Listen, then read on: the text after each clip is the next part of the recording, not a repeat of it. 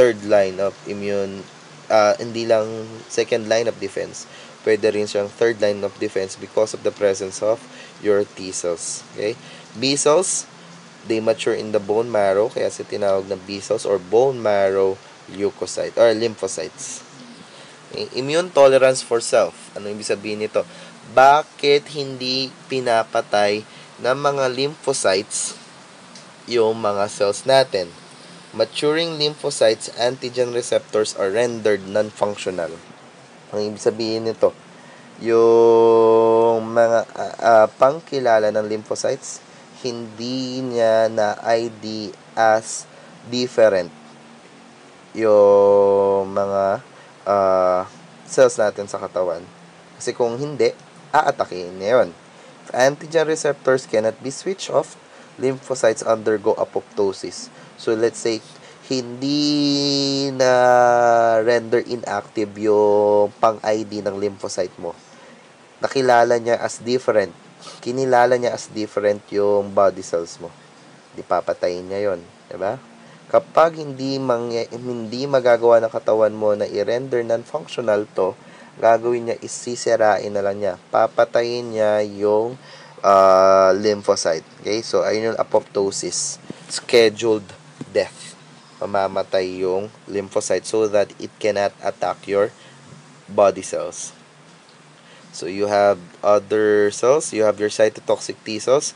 Kill cells through lysis. Your helper T cells bind antigen cell and secrete cytokine. Antigen-presenting cells engulf bacteria and present fragment of these pathogens to other lymphocytes. An example of that, again, is your macrophage. Another is your normal cells that was able to destroy the pathogen and presented that pathogen outside its membrane. So you have two types of third line of defense. You have your humoral immunity and then cell-mediated immunity. Just remember this. Humoral immunity involves the activation of your B cell or the activation of antibodies. For cell-mediated immunity, it's the action of your T cells. So, paano nagwo-work yung humoral response? Macrophage engulfs the pathogen. In this case, let's say a bacteria. Class 2 MHC binds to fragment of pathogen. Saan nanggagaling yung class 2 MHC na yon? Doon sa macrophage. The MHC antigen complex is presented by the phagocytic cell outside its cell membrane. A helper T cell, si helper T cell para siyang messenger. A helper T cell will attach to the MHC antigen complex for the with specific receptor for the antigen, makes contact with the macrophage and releases cytokines. So, anong gagawin ng helper T cell?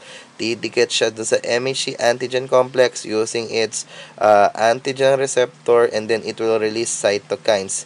In this case, because this is humoral response, magre-release siya ng interleukin 2. The interleukin 2 will result in the activation of your, let's say, plasma B cells. Pwede rin siyang memory, production of memory B cells. So, kapag na-activate na yung plasma B cells, now you have the antibodies. The antibodies now will attack all the remaining bacteria in your plasma. Humoral response, humoral plasma. Okay? So, ito yung sinabi ko kanina. Okay? Activated T cells presents the antigen to a B cell. Cytokine activates the B cell. Activated B cells differentiate into plasma and memory cells. Plasma cells will produce the specific antibodies. Okay? Cell-mediated immune response. Ito naman, cell-mediated is to virus as immune response is to bacteria or some proteins or other types of pathogens. Occurs when antigen displayed by APC activates cytotoxic T cell. Cytotoxic T cell can differentiate to memory T cells or activate cytotoxic T cells. Active against cancer cells and pathogens, kills these cells through lysis. So, paano yan? Parang first part lang ng humoral response. So, kunyari, merong virus na, kunyari ito, virus to.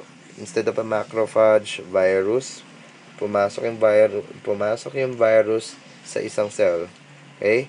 Mangyayari, let's say, mapatay yung virus by introduction of the lysosomes, the lysozyme. So, magkaroon ng MHC antigen complex. And then you will have the helper T cell. The helper T cell will attach to the antigen, MHC antigen complex. The helper T cell will be activated to release interleukin. Once interleukin is released, it can activate your cytotoxic T cell. Now you can have differentiation to memory T cell and cytotoxic T cell or killer T cell. The killer T cells now will kill all infected cells. Antibodies. So, ano bang function ng antibodies? Do not destroy antigens directly. Rather, they neutralize it or present it as a target for opsonization, agglutination, precipitation, or complement fixation. And lastly, neutralization. Okay, so, opsonization, it makes the presentation ng tag dito ng let's say bacteria o pathogen easier. Okay? Mas madali siyang makikilala ng phagocytic cell nyo.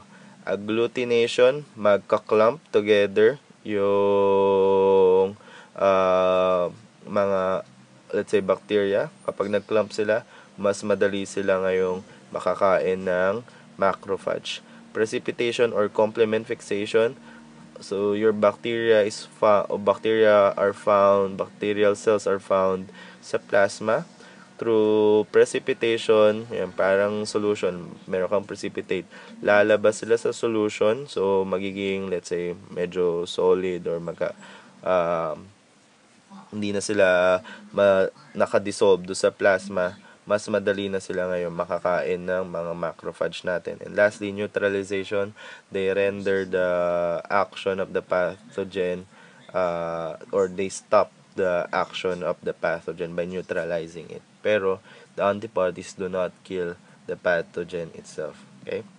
So, ito yung sinabi ko kanina. Just remember them. Okay? Not phagocytosis. The EBO blood type, A and B are the antigens. Type A has antigen A, and then it has antibody B. That's why if you give blood type B to a person with antigen A, it will attack the blood forming, magkakaroon ka ng agglutination, and then magkakaroon ka ng sepsis, magkakaroon ka ng septic shock. Yan, magkakos ng high potential, and then it can kill you. Type B has antigen B, so antigen generating B. So ayun yung ID niya, it is a B blood, and then it has an antibody A. So kaya pag nag-deliver ka ng blood type B sa person with blood type B, dahil meron siyang ID na blood type B siya, antigen B, hindi niya papatayin. So ang meron siya is antibody A. Pag may pumasok na blood type A, makikilala yun ng antibody, yung blood na yun, dahil may siyang ID for antibody A. Type AB has both antigen but no antibody. So, lagyan mo ng blood type A yan, dahil wala namang antibody na papatay doon sa blood type A, walang immune response. Lagyan mo ng blood type B yan, wala ring immune response.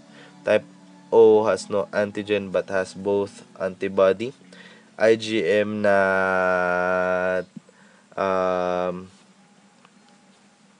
IgM, not IgG. So, ano sabihin nun?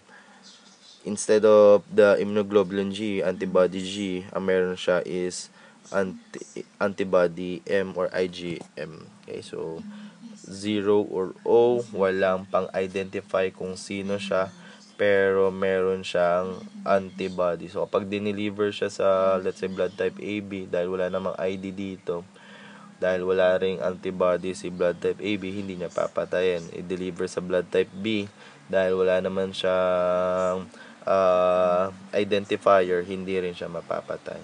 Okay? So, lastly, RH factor.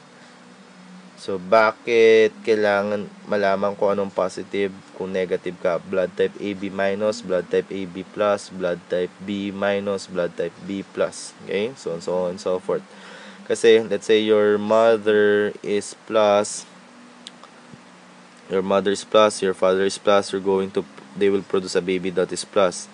If your mother is plus, your father is minus, it will produce a baby that is plus. If your mother is minus, your father is minus, it will produce a baby that is minus. There's no problem dito kung lahat ng nasa left ay mother, lahat ng nasa right ay father. There will be no immune response. Tinitingnan lang naman dito is immune response by the mother towards its baby. So, gawin nating father yung nasa left, mother yung nasa right. So, si mother plus, si father plus, magkakaroon sila ng plus na baby, no problem, magkakaparehas lang. Si mother minus, eto na muna, si mother minus, si father minus, they will produce a baby that is minus. But this is the problem. If the mother is minus and the father is plus, because there is an antigen present in the blood of the father and walang antigen yung mother na gano'n, nakaparehas ni plus, makikilala ngayon ng immune system ni mommy na kakaiba si baby. So, ano mangyayari? Let's say, itong baby na to. Yan, si baby. Ay, nangyari. What happened? Okay. So, pag first baby, magkakaroon ng immune response si mommy, makikilala, yan, fetal RBC is plus, maternal B cell is minus, so the B cell will identify that nagkasakit yung mommy. Ang sakit niya is carrying a baby. Okay? So, after some time, nabuntis uli si mommy ni daddy. Dahil nakagawa na ng immunological memory si mommy doon sa baby, nagkaroon ulit siya ng sakit called having a baby. Yan. Makakakross ngayon yung antibody do sa placenta. Once na makakross yung antibody sa placenta, because it knows that the blood of the baby is different from the mommy, papatayin niya yung blood cells na yun. Pag namatay yung mga red blood cells, mamamatay si baby, causing erythroblastosis fetalis. Okay, and before I forget, last part, passive immunity and active immunity. In your passive immunity,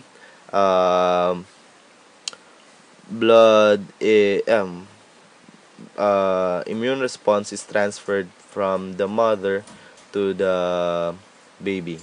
Okay? So, anong example nito? Antibodies are transferred from the mother to the baby through the milk. Active immunity, ang nangyayari is that you develop immunity against a certain disease. For example, you have artificial and natural. Artificial, nangyayari to if you are vaccinated. Vaccines, what are vaccines? Vaccines, they contain inactive or dead pathogen. Inactive form of a pathogen or dead pathogen. So, nangyari is, bakit nagkakasakit kapag binavaccinate? Kasi para kang na-infect nito. So, nung na-infect ka, dahil mahina naman yung vaccine, dahil mahina yung virus, dahil mahina yung bacteria, gagaling ka agad. And then, you will have immunological memory towards that certain disease. Paano kapag natural? Naturally, nagkaroon ka ng chickenpox, so natural active immunity. So, nung nagkaroon ka ng infection, nagkaroon ng natural memory yung katawan mo. Okay? So, that will be it. So, please study this and then watch the video that I will upload. Thank you.